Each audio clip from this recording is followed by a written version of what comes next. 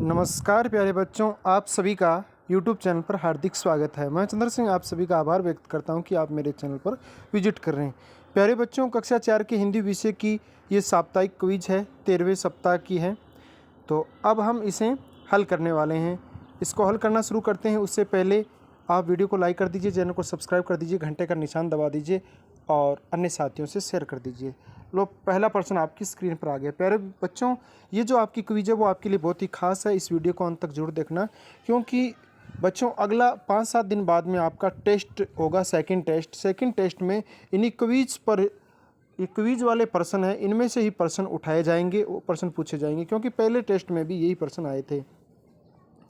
तो प्रश्न क्या है? जो शब्द किसी व्यक्ति या वस्तु के गुण जैसे कि रंग, आकार, अवस्था, स्वभाव, दिशा, स्पर्श, गंध, स्वाद आदि का बोध कराते हैं कहलाते हैं, क्या कहलाते हैं? गुणवाचक विशेषण। क्या कहलाते हैं? गुणवाचक विशेषण कहलाते हैं। तो आपका उत्तर पहला ही है, गुणवाचक विशेषण। आगे बढ़ते हैं बच्चों दूसरे प्रश्न की ओर। दूसरा प्रश्न क्या है? मैदान में 5 बच्चे खेल रहे हैं, वाक्य में आए विशेषण 5 का भेद क्या है? गुणवाचक विशेषण, संख्यावाचक विशेषण, परिणामवाचक विशेषण। तो प्यारे बच्चों, ऊपर वाले में तो गुण बताया जा रहा था, लेकिन यहाँ पर देखो बच्चों की संख्या बताई जा रही है, यानी संज्ञा की संख्या कितनी है? 5। तो ये आपका संख्यावाचक विशेषण हो गया। कौन सा विशेषण हो गया? संख्यावाचक। तो दूसरा उत्तर हो गया आपका। इसके बाद आगे बढ़ते हैं अगले सवाल की तरफ। अगला प्रश्न है, रामू के खेत में 10 क्विंटल गेहूं पैदा हुए, वाक्य में आए विशेषण 10 क्विंटल का भेद क्या है? आपको 10 क्विंटल का भेद जानना है। देखो 10 क्विंटल, गुणवाचक विशेषण, संख्यावाचक विशेषण, परिणामवाचक विशेषण या सार्वनामिक विशेषण। तो देखो गेहूं संज्ञा है, गेहूं क्या है? संज्ञा है, और 10 क्विंटल इसकी विशेषता बता रहा है। तो ये कैसी विशेषता बता रहा है? यानी माप, तोल बता रहा है, परिमाण बता रहा है। तो ये आपका परिमाणवाचक विशेषण हो गया। कौन सा विशेषण हो गया? परिमाणवाचक, यानी 3 नंबर उत्तर है। अगला प्रश्न देखो आपकी स्क्रीन पर आ गया है। विशेषण विशेष्य क्या कौन सा युग्म अशुद्ध है? देखो 3 तो शुद्ध है, लेकिन एक आपको अशुद्ध मिलेगा। 3 तो शुद्ध है और एक अशुद्ध मिलेगा। देखो विशेषण और विशेष्य, श्रेष्ठ व्यक्ति। विशेषण तो होती है विशेषता बताने वाला, और विशेष्य जिसकी बताई जाती है।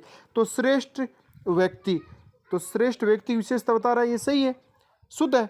अगला क्या है? सुंदर लड़की, तो सुंदर लड़की की विशेषता बता रहा है, ये भी सही है। अगला 2 किलो घी, तो 2 किलो है वो घी की विशेषता बता रहे, तो ये भी सही है। गोल पर्सन, तो गोल पर्सन नहीं होता, तो ये आपका उत्तर अशुद्ध है। तो आपका उत्तर यही हो गया। अशुद्ध होने के कारण 4 नंबर, यानी अशुद्ध पूछा है तो इसका 4 नंबर उत्तर हो गया।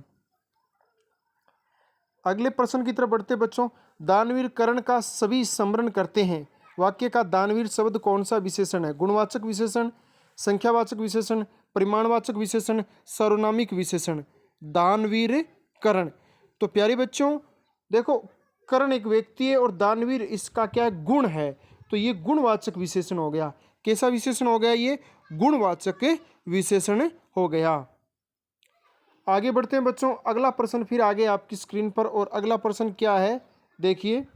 वह पुस्तक अच्छी है में वह शब्द है, वह पुस्तक अच्छी है में वह शब्द है, ये वह शब्द है। तो ये तो वह पुस्तक, यानी पुस्तक से पहले आया हुआ है और इसकी ओर इंगित कर रहा है।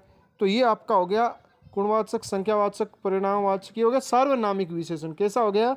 सार्वनामिक विशेषण, सर्वनाम की तरह यूज हो रहा है, तो ये हो गया सार्वनामिक विशेषण। अगला प्रश्न देखो प्यारे बच्चों।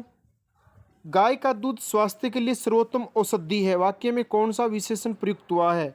गाय का दूध स्वास्थ्य के लिए सर्वोत्तम औषधि है। तो देखो औषधि संज्ञा है और सर्वोत्तम इसकी विशेषता बता रहा है, किसकी? औषधि की। तो ये एक तरीके से गुण ही तो बता रहा है। तो गुणवाचक, संज्ञावाचक, परिणामवाचक विशेषण तो अपने गुणवाचक ही कर देते हैं भी, गुणवाचक ही तो है सर्वोत्तम औषधि। तो ये औषधि की विशेषता होगी सर्वोत्तम, या यूं कहें ये दोनों शब्द को लेके चलते हैं अपने, सर्वोत्तम औषधि। तो ये दूध की विशेषता बता रहे हैं, तो बात तो है, गुण ही तो है यहाँ पर। आगे बढ़ते हैं अगले प्रश्न की ओर। वाक्य को सही विशेषण वाक्य को सही विशेषण शब्द के प्रयोग से पूरा करें।